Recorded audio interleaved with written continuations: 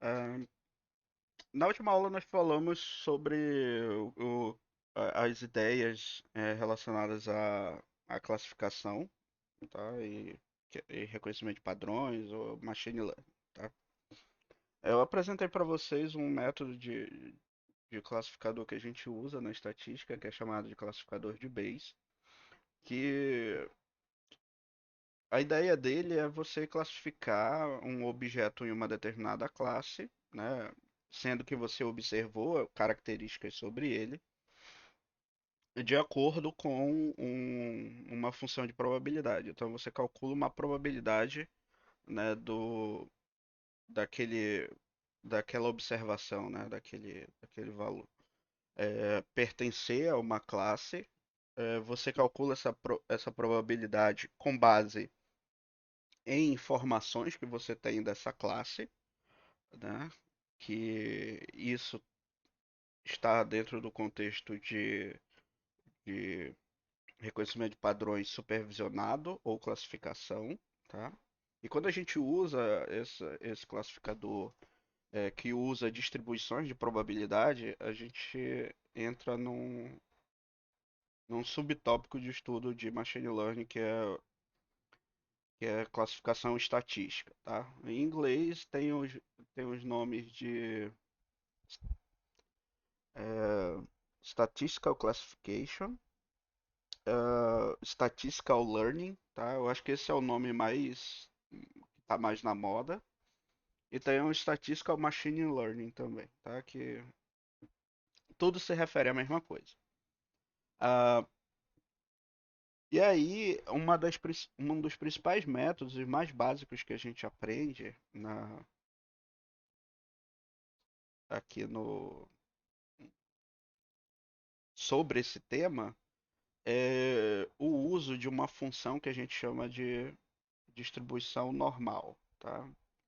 Ah, a distribuição normal, ela é uma função, para vocês terem uma ideia, né? No caso onde você tenha duas variáveis, ela é uma função que ela assume comportamentos elípticos, tá? Não só, não só elíptico, mas também ela pode ser um círculo, tá? É, e isso num contexto de uma dimensão maior, então ela tem ali comportamento de hiperelipses, né? Como se fosse umas esferas distorcidas, assim, né? Ah, distorcidas para parecer com elipses, tá? Ah, e esse classificador, ele tem alguns problemas, ele tem algumas vantagens em relação ao uso deles, tá? Quais vantagens que nós temos para esse tipo de abordagem em termos de mineração de dados? É, desculpa. Como é uma função simples de se trabalhar de forma algébrica, você acaba que no algoritmo você para calcular certos parâmetros dessa função, você tem expressões analíticas simples, né, e expressões fechadas, ou seja, que não precisam de nenhum processo de otimização para se obter os valores para esses parâmetros de função. Então você tem aqui, por exemplo, médias aritméticas, eh, variâncias e covariâncias, que são medidas do grau de dispersão das observações, né, em torno de uma média. Ah, então, por conta disso, ela acaba tendo uma vantagem computacional grande em relação a outras metodologias. Por exemplo, o tempo que você leva para treinar uma rede neural é muito maior do que você leva para treinar um classificador, né, baseado nisso daqui, né, um método de machine learning. Pode perguntar, João.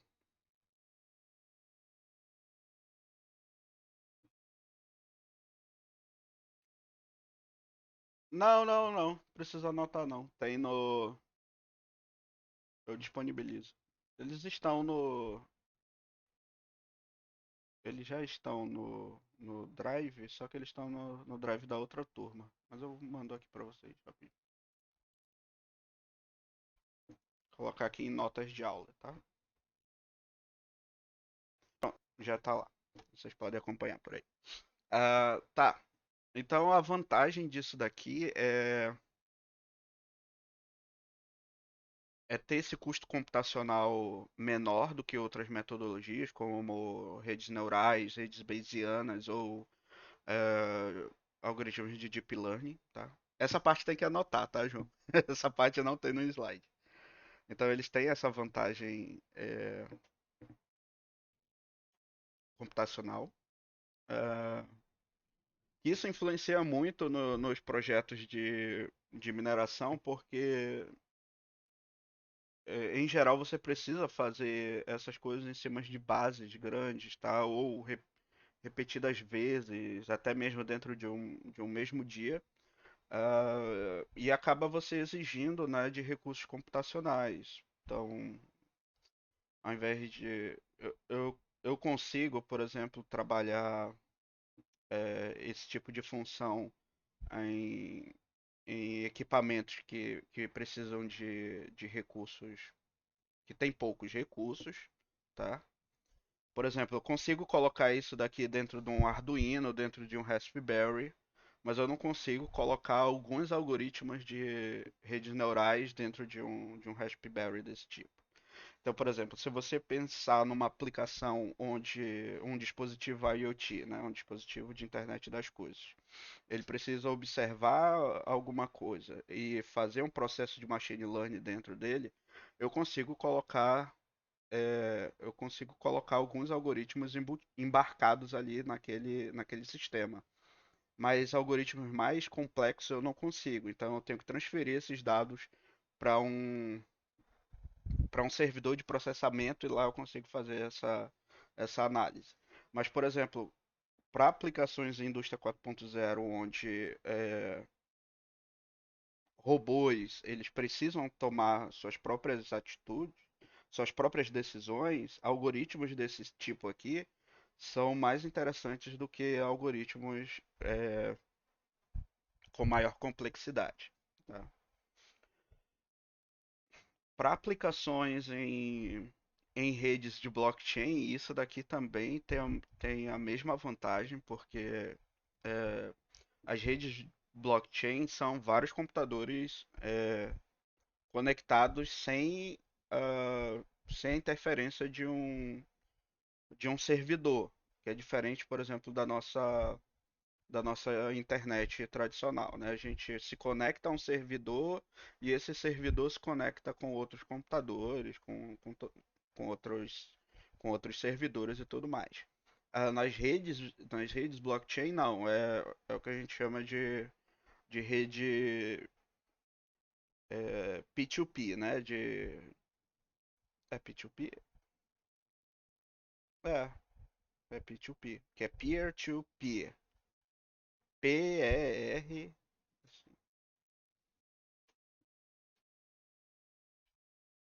Eu escrevi aqui.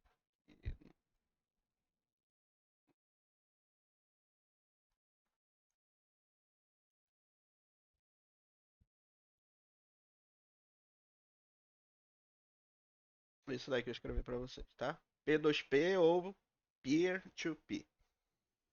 É um link direto, né? Eu acho que é um dos primeiros protocolos de comunicação que existiu de redes. Então você conecta diretamente máquina a máquina, tá? Só que várias máquinas conectadas ao mesmo tempo.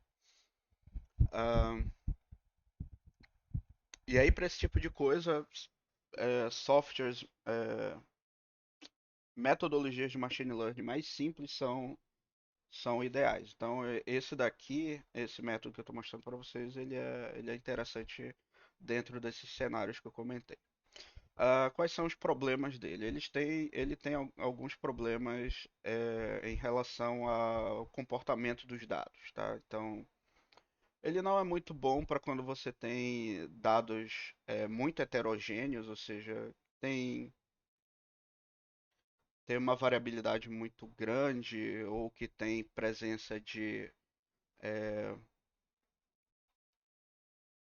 de, de pontos muito longe da massa de dados, assim, é, é o que a gente chama de outliers, tá? Outliers, pensem da seguinte forma.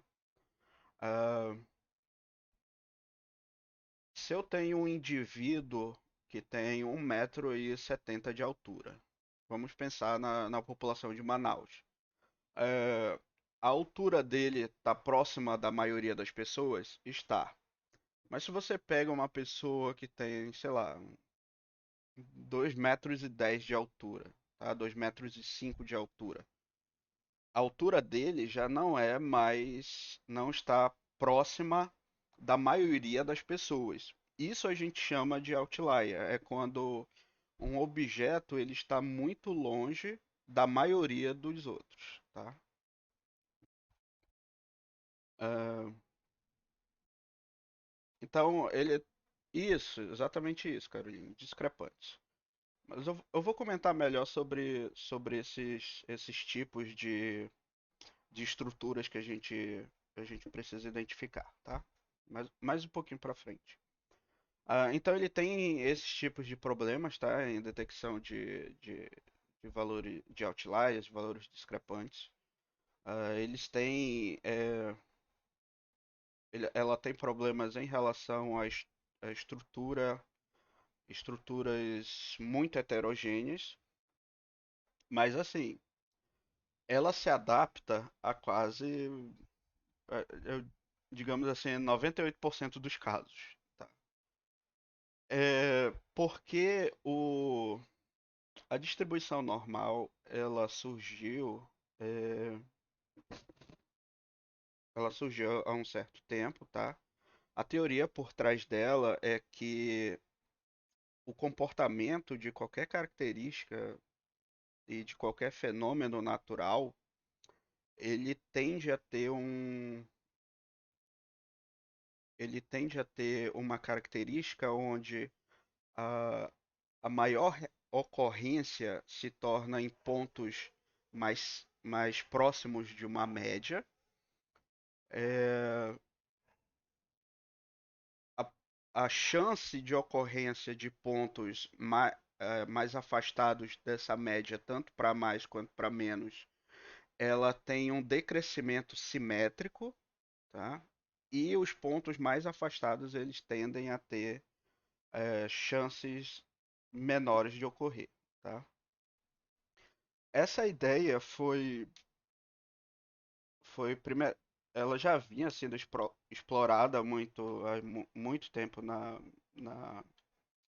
na matemática, na ciência, né? Mas essas ideias começaram com Francis Galton, tá? Que vou pausar aqui. Gravar. Então, as ideias,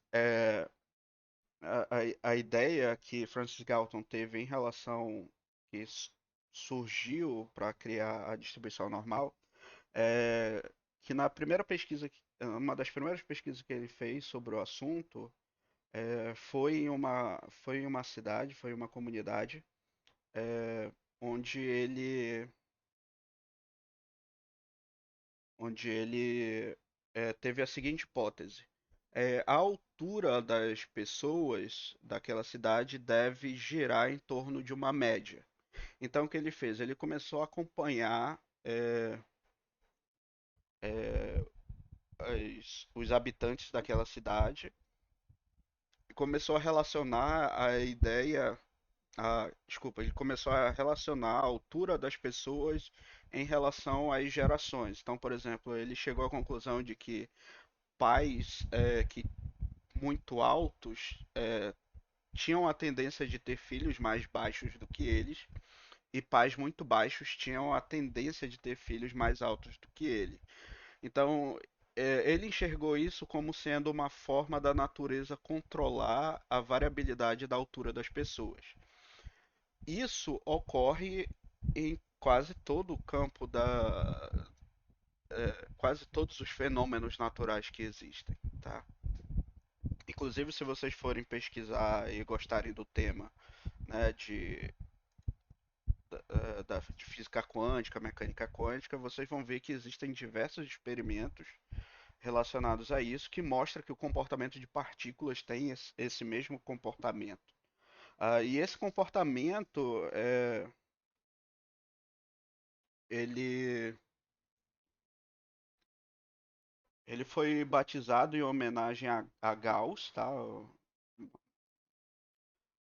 E, e muita gente na ciência conhece isso como o é, padrão de Gauss, ou distribuição de Gauss, ou distribuição gaussiana, tá? Que nada mais é do que a, quer dizer, a distribuição normal, a distribuição gaussiana, ela nada mais é do que uma formulação matemática para um fenômeno que ocorre naturalmente. Deixa- Então, a ideia da adaptabilidade da distribuição normal é, no contexto é, fenômenos naturais, né, fenômenos físicos, químicos e tudo mais, é, ela está muito presente na natureza, tá? Então, a chance de você estar trabalhando em algum projeto, alguma coisa que vá ter esse tipo de comportamento é muito alto, tá? É muito alto mesmo. Ah, então, uma das razões para a gente usar esse tipo de algoritmo é a simplicidade computacional dele e que ele é muito adaptável à maioria dos fenômenos naturais que existem, tá? E tem um outro fenômeno mais interessante relacionado a isso. Que mesmo você tendo fenômenos que não têm esse tipo de comportamento, tá? Eles têm um outro tipo de comportamento, mas quando o, o número de observações, né, a quantidade de resultados do experimento que você tem, eles vão, é, o comportamento vai ter uma convergência para o comportamento da distribuição normal. Então é muito comum você pegar coisas que não têm comportamento normal, mas você tem uma certa quantidade de informações e esse número grande de informações vai acabar tendo um comportamento aproximadamente normal, tá? E o que é bastante, o que é bastante interessante, tá? Ah, esse classificador que é baseado na distribuição normal, ele é chamado de, de análise discriminante quadrática ou de análise discriminante linear, tá?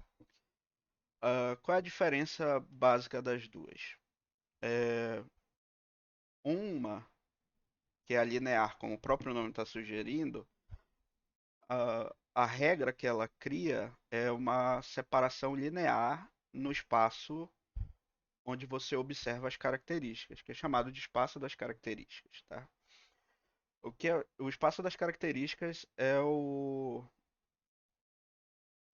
espaço que contém todos os valores possíveis para as características ou variáveis que você observa, tá? Então, o classificador, ele é uma regra que você consegue separar esses espaços, o espaço das características. Não só separar, você cria partições desse espaço, tá? Então, as classes, como eu falei lá no início, as classes elas são, cadê?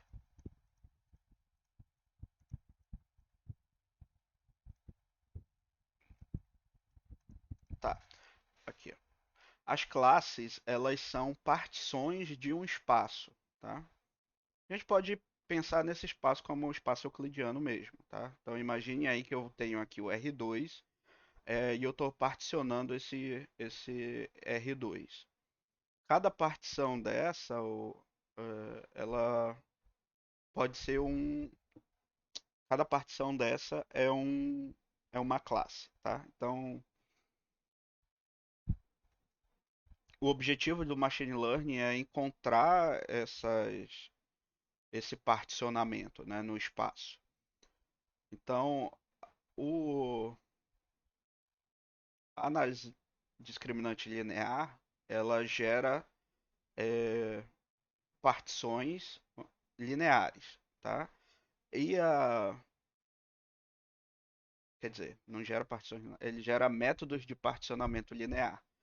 E a análise discriminante quadrática, como o próprio nome está sugerindo, ela gera é, formato de partições é, quadráticas, tá?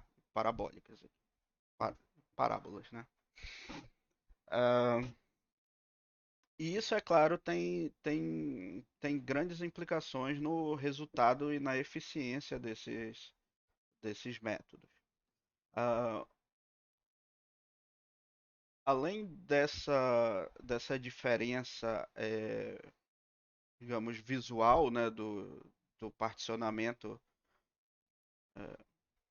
do espaço de características, é, elas têm uma diferença conceitual também em relação a um dos parâmetros dessa função, que é o parâmetro que,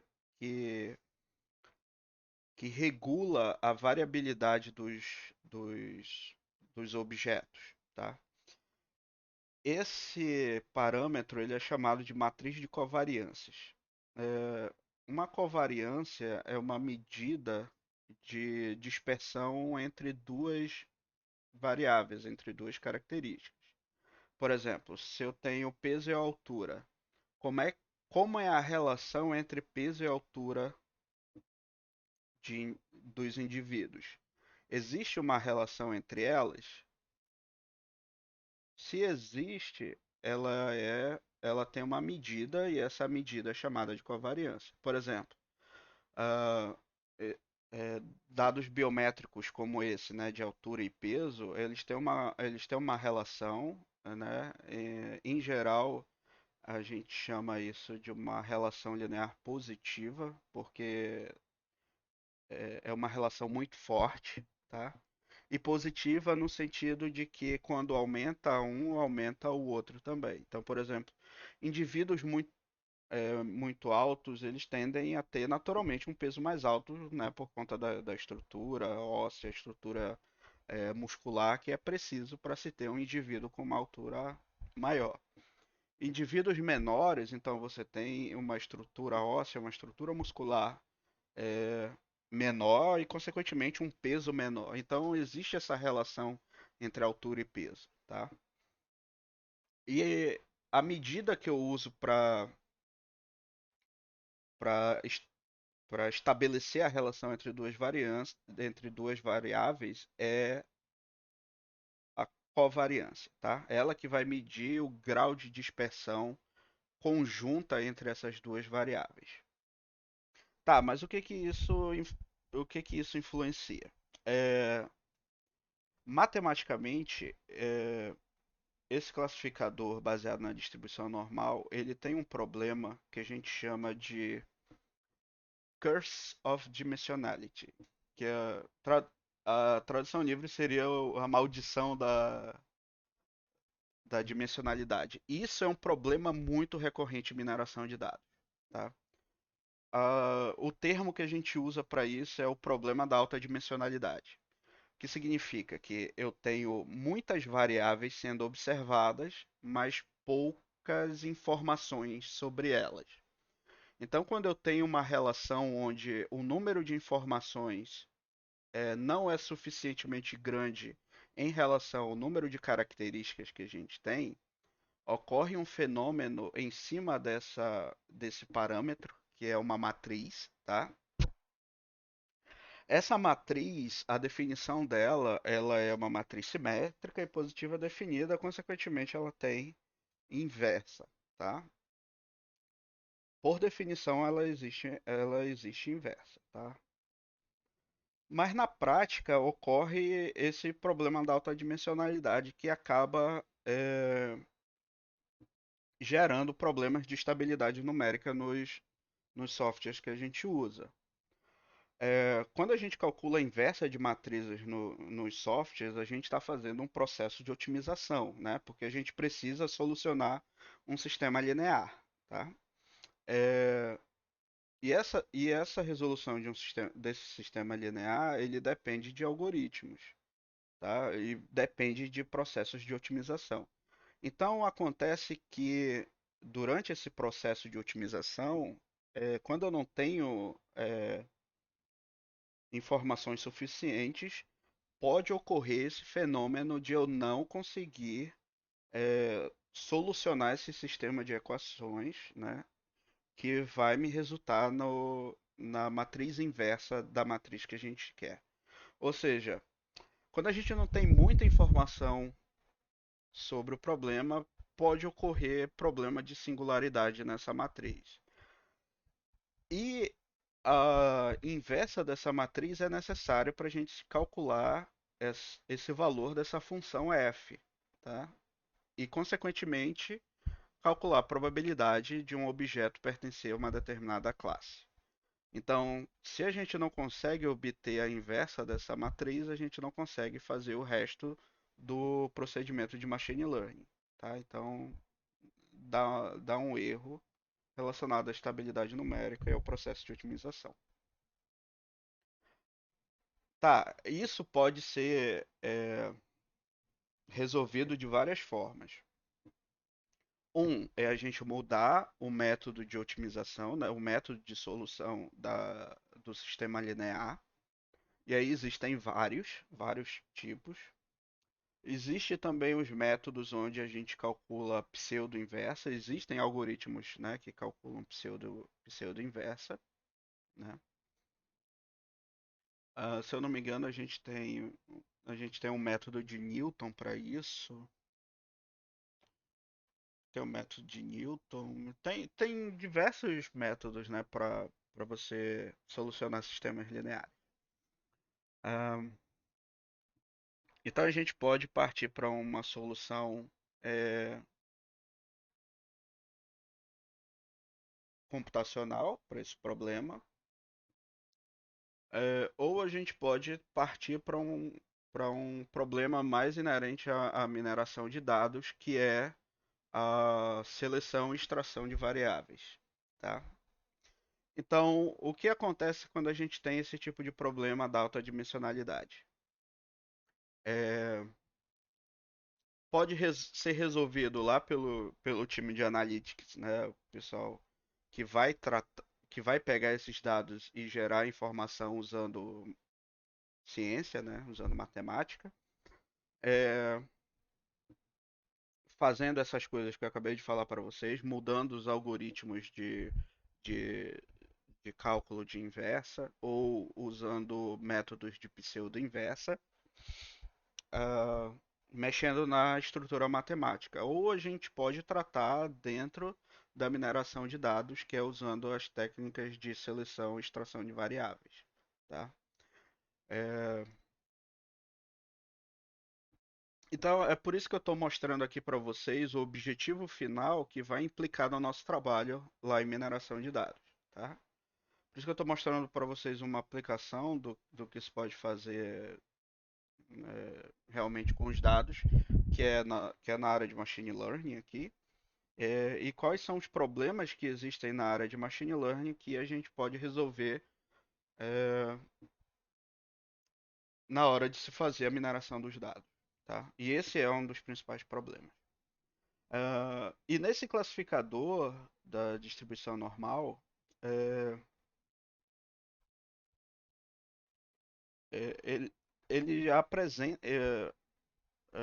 Existe uma solução mais bem simples, né, para esse tipo de situação, que é ao invés de você considerar que o primeiro método que ele faz.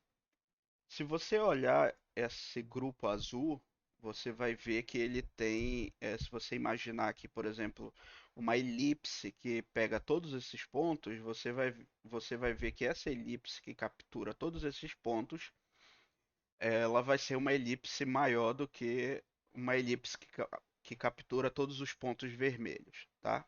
Então, o que a gente chama é que a distribuição desses dados aqui em azul tem uma maior variabilidade, uma maior dispersão do que o vermelho, tá? Então, consequentemente, os valores daquela matriz de covariâncias vai ser diferentes de um para o outro, né? Esse daqui vai ter valores maiores em relação à variância e à covariância, e esse daqui vai ter valores menores em relação à variância e covariância. Então, uma forma de solucionar esse problema aqui é que é quando a gente considera que cada uma dessas classes tem estruturas de covariâncias distintas, que é a, que é a suposição mais adequada a se fazer, mais sensata a se fazer. E como vocês podem observar que, de fato, elas têm estruturas diferentes, né, de covariância, ou seja, da relação entre essas duas variáveis. É, ao invés de considerar que elas são diferentes para cada classe, então, é, por isso que aqui é chamado de sigma j, porque ela vai ser um sigma para cada classe, classe j. Então, ao invés de eu considerar isso, que é o cenário em que a gente tem a análise discriminante quadrática, o que nós fazemos é considerar que cada classe tem a mesma estrutura de covariância, ou seja, a mesma estrutura é, no padrão de comportamento em torno de uma média. Tá? Fazendo isso, a gente combina a informação de todos os pontos que eu tenho dos dois grupos. Então, para calcular a matriz de covariâncias do azul, eu vou usar só os pontos de azul. Para calcular da vermelha, eu só vou usar os pontos da vermelha. Nessa outra metodologia, eu estou considerando todos os pontos, tanto do grupo azul quanto do grupo vermelho, para obter informações sobre um único tipo de estrutura, que é a matriz de covariâncias, né, que é aquele parâmetro, que está representado aqui ó, por essa expressão matemática. Tá? A gente não precisa entrar em detalhes é, matemáticos sobre isso, tá? Mas entendam que essa expressão matemática ela combina as informações de todas as classes em uma só, e aí a gente tem uma matriz única para essa função, né? Que é essa função aqui. Opa, essa função aqui, tá? Ao invés de ser um sigma j, eu tenho um sigma único para todo j, ou seja, para cada classe eu vou ter o mesmo valor aqui da matriz, tá? É, então, o que que acontece? Significa que eu vou ter mais informação sobre o meu fenômeno. Consequentemente, ah, o problema que eu tinha relacionado à singularidade dessa matriz, ele pode ser solucionado eh, usando esse método, tá?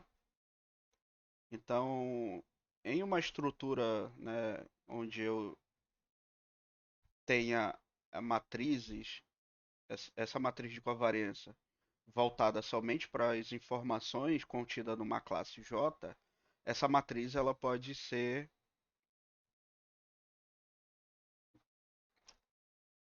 singular, ou seja, ela não vai ter. é,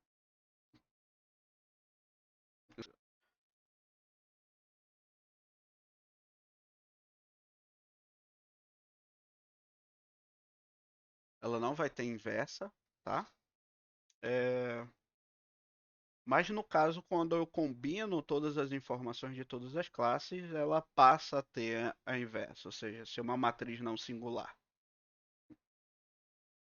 Então, isso da a análise discriminante linear é um método onde eu tento contornar o problema da alta dimensionalidade, tá? E assim poder obter aqui a inversa da matriz de covariâncias. Consequentemente, eu consigo calcular o valor da minha função, que é uma função do tipo função densidade, e consequentemente eu consigo calcular a probabilidade de um objeto pertencer a uma determinada classe. E com isso eu consigo fazer o meu trabalho de machine learning, tá? Então existem esses dois métodos que a gente trabalha, voltados para a distribuição normal. E existe um terceiro que é muito mais simples, que é ao invés de eu trabalhar considerando essa função aqui, que é uma função multivariada, ou seja, que tem ali um domínio em RP, tá?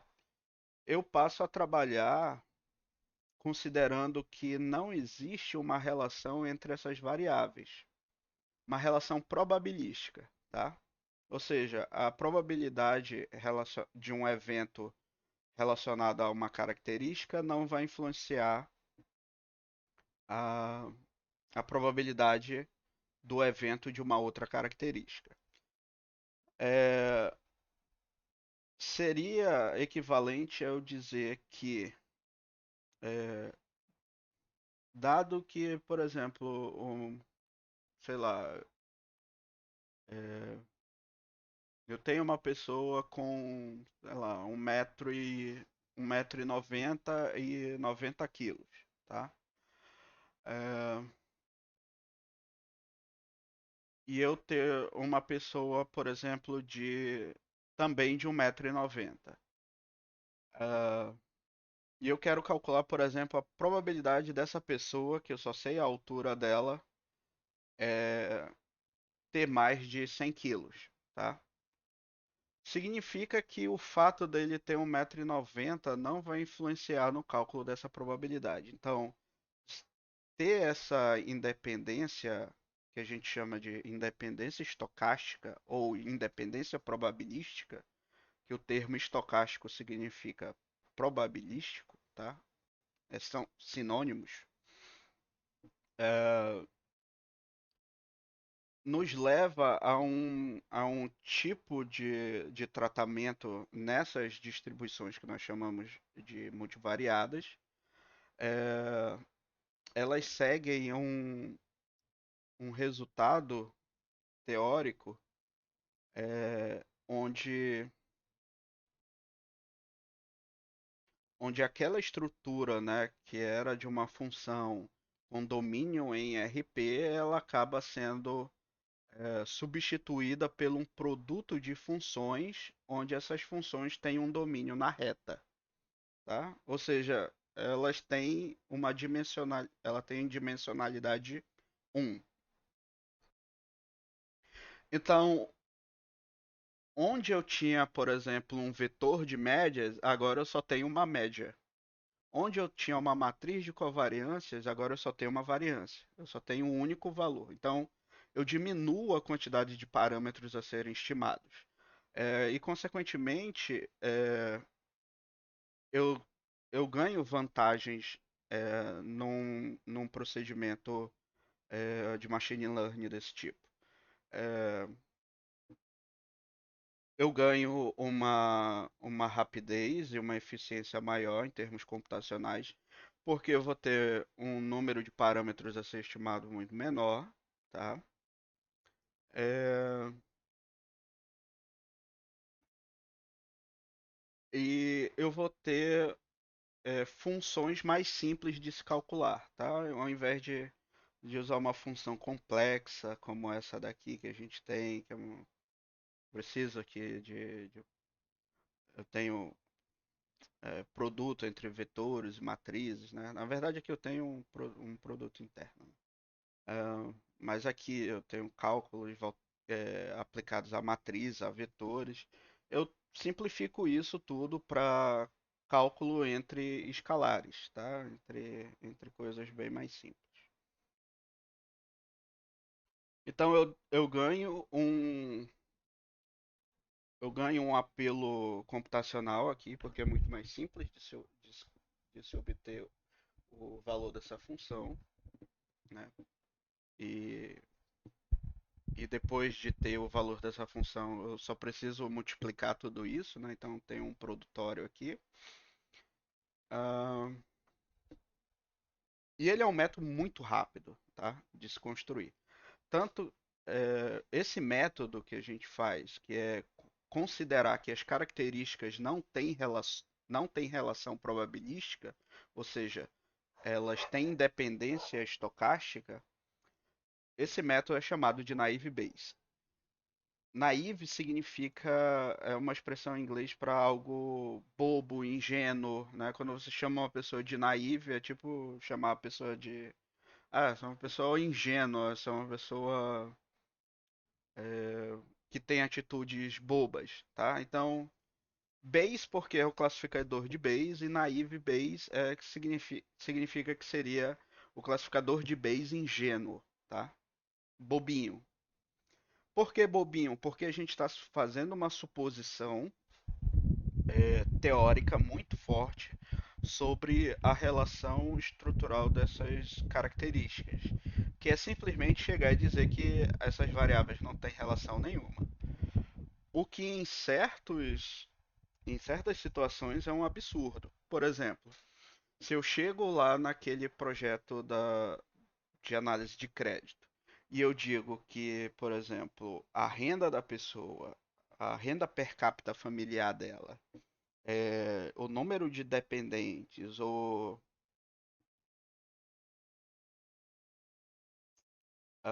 grau de escolaridade, o tipo de empresa que essa pessoa tem, é eu chegar e dizer que essas características não vão influenciar nada na pessoa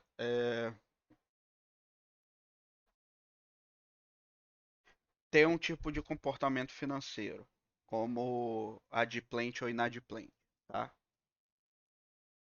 É um absurdo, tá? Se fazer isso. A mesma coisa é eu eu chegar naquele problema que a gente estava trabalhando antes, que era de é, é, análise da gravação da voz das pessoas, né? Do speech ali, né? Do discurso de uma pessoa. Quero observar os pontos, né? Relacionados ao sinal, né? Que é da gravação. Uh, eu não sei se vocês já tiveram oportunidade de estudar isso, mas na física sinais eles têm um comportamento senoidal, né? Então são são comportamentos que ao longo do tempo ou no domínio do tempo ou no domínio da frequência eles apresentam uma relação entre eles, tá? É, é como se eu chegasse e dissesse, olha, não existe comportamento senoidal na gravação de voz das pessoas e não tem relação nenhuma uma variável com a outra, tá? Seria equivalente também,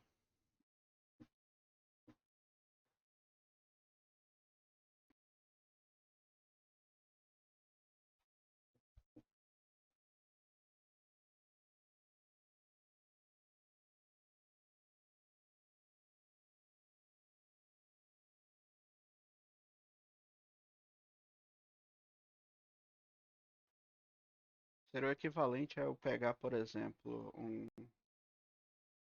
um gráfico desse tipo, tá? Isso daqui são os pontos da Bovespa, tá? Que é o Ibov. É dentro de um dia.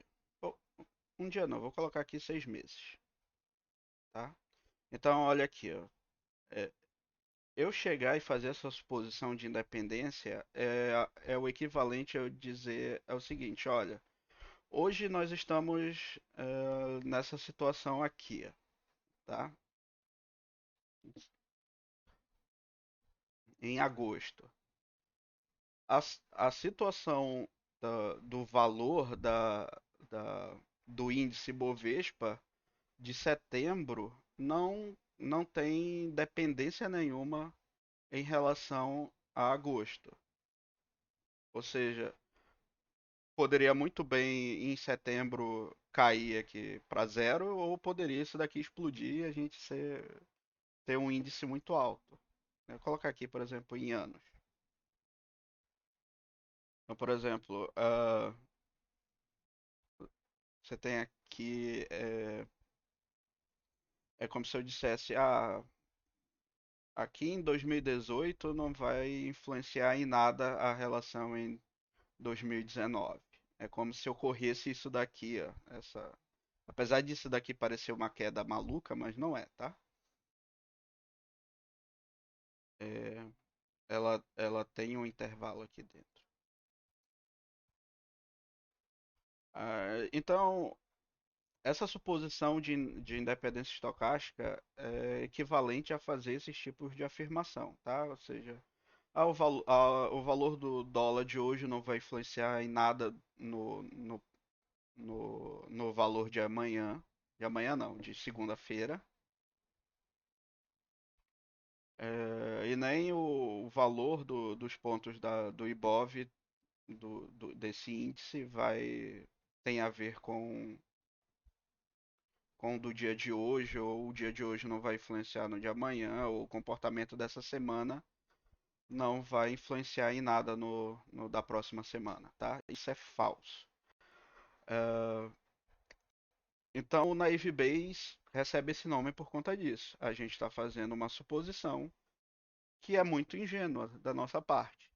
Mas qual é a vantagem? Ela tem essa vantagem é, computacional, esse apelo computacional.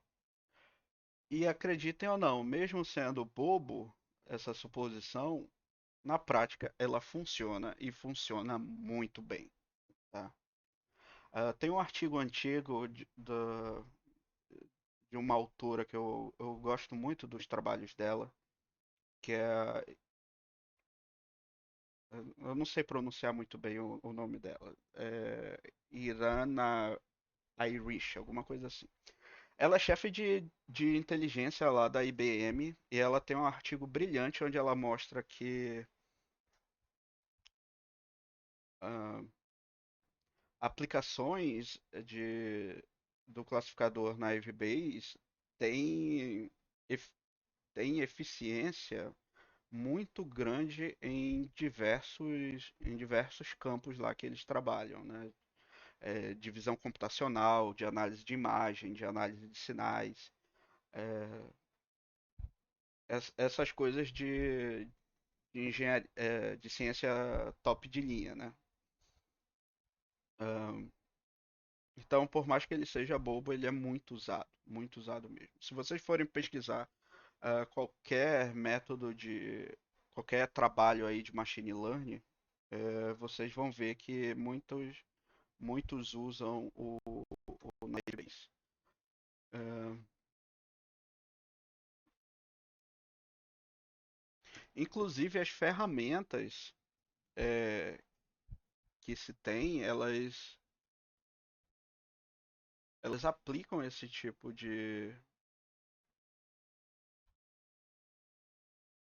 eles aplicam esse tipo de classificador, tá? Deixa eu ver se eu consigo é, mostrar aqui a tela do Oracle Analytics. Ele usa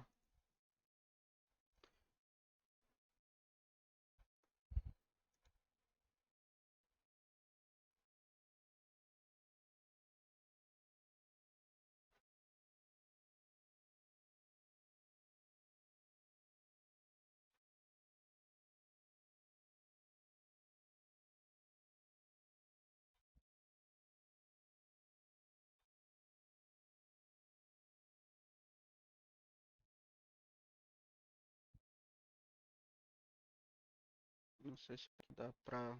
Vou mostrar aqui o que eu tô pesquisando pra vocês. Dentro do Oracle Analytics, que é uma ferramenta, né, para se fazer machine learning, ele já vem com esses algoritmos. Ó.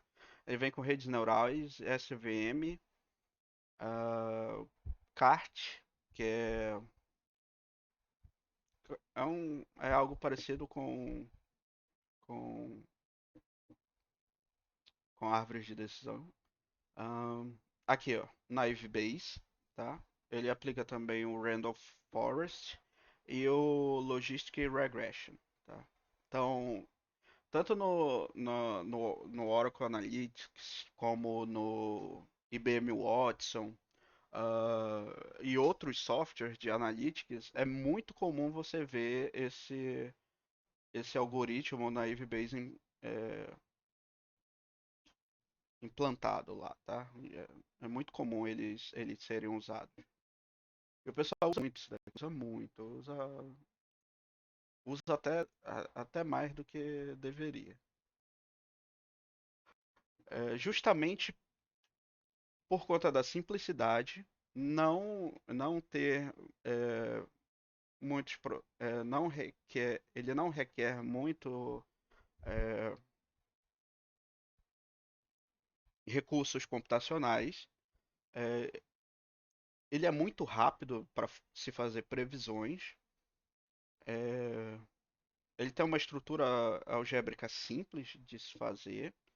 É muito intuitivo, tá? Isso nos ajuda naquele problema do Explainable AI, né? De inteligência artificial explicável. Ele é muito intuitivo de se fazer, tá? E, e ele funciona, sabe? Pode parecer.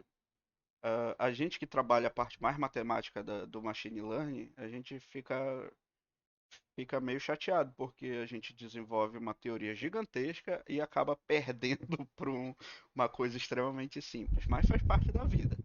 É,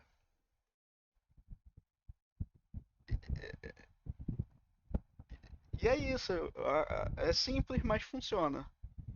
É o que a maioria das soluções para ciência de dados, machine learning, elas precisam, né? Que coisas funcionem e se for mais simples possível, melhor, né? Nem sempre a coisa mais complexa é o resultado ideal. Bom, e é isso. Esses são os três tipos de classificadores que a gente vai estudar no momento, tá? É, e o que a gente vai fazer para a próxima aula? A gente vai pegar aqueles, ah, aqueles dados que a gente tem lá e, e implementar esses três métodos que a gente acabou de estudar, tá bom? E aí a gente vai ver como é um processo de machine learning e tal. E aí a gente vai ver quais são os problemas também, e aí a gente volta para a nossa parte de mineração de dados. Como é que eu consigo melhorar a eficiência de métodos machine learning usando as técnicas de mineração de dados? Como é que eu é, contorno problemas, como eu falei aqui, o problema da alta dimensionalidade, que implica em um problema numérico, né? Como é que eu contorno esses problemas usando as técnicas de mineração de dados, tá? E é isso. A gente vê isso na segunda-feira.